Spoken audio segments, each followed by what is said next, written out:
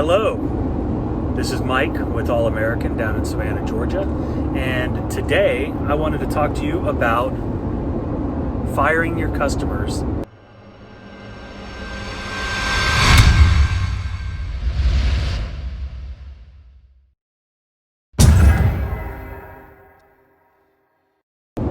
Firing your customers, you say?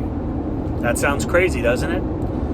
And it does, unless you are still servicing customers at a much lower rate than you should be charging. I say that because we've been in business for going on 20 years now, and probably 90% of our customers are repeat customers, which is a great thing. It's an amazing thing.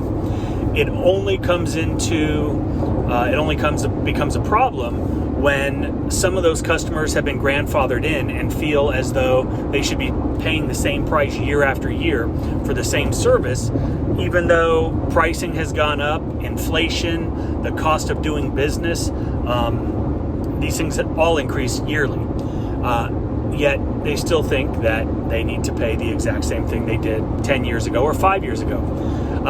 I have made a conscious effort over the past 10 years or so, but mostly the last 5 years, in moving away from smaller or lower paying jobs. When we first started, I would go and do a 1,200 square foot house and charge $150, $175. Today, we don't pull the truck out of the yard for under, say, $225 is typically our minimum price for pressure cleaning. We have minimums on almost all types of jobs. Clearly, we're not going to go and clean out 20 feet of gutter for $50. It doesn't make sense, because that time could be better utilized on higher paying jobs. And that's why I say fire your customers. Obviously, you don't want to fire customers. You want to requote them, give them the opportunity to pay more and still have your company service them. They are of value, but not at that price.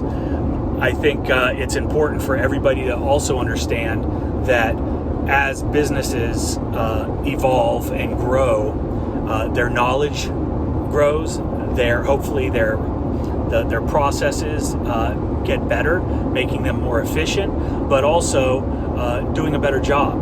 I think that everybody needs to understand, and when I say everybody, customers need to understand that times change, prices change, but the value that they are receiving has not changed,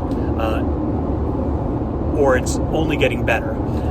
I can say with confidence that our processes, the detergents that we use, the chemicals that we use, the equipment that we use, the knowledge that we have has only increased substantially over the past, the entire length of time we've been in business. I have spent an immense amount of time, energy, and money on things that didn't work, things that were the greatest at the time, and over time they have become less and less.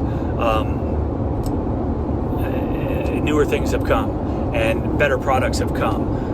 Long-range tips, better chemical injectors, better soft wash systems, better concrete cleaners. When I started, we had Landa machines. They were okay, and they served their purpose. They made us a ton of money, but as times change, so does technology, and that technology gets better, and you have to invest. And with that investment, you need to get paid. You need to recoup that investment. So ultimately, what I'm saying is, do not be afraid to raise your prices. Do not be afraid to get paid for what you're doing, the value that you're providing. People call service industry businesses because they don't want to do the job themselves. They want to pay somebody to do it themselves. And that alone shows they see value in calling you to get you to do the work that they don't want to do. I have a pressure cleaning business. We've also got a landscape maintenance business. I'm constantly talking to the employees about expectations, and that it's the small, minute details that make such a huge difference.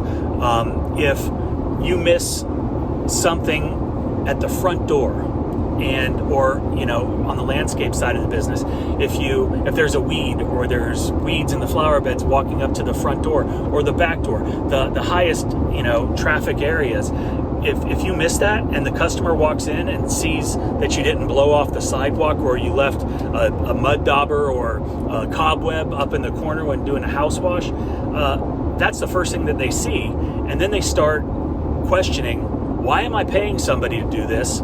I could have done a better job myself.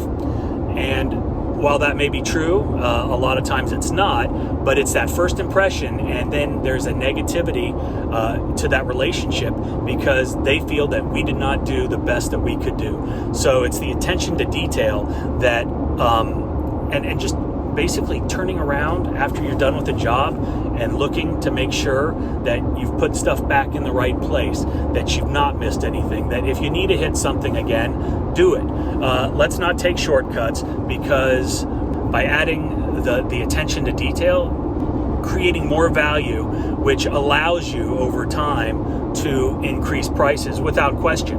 I've got customers that, we've steadily increased pricing on both sides of the business, and they don't balk at it because they know we do a good job. They know that when they call us, we're going to show up on time, we're going to do an outstanding job, and we are going to do everything that we say that we're going to do.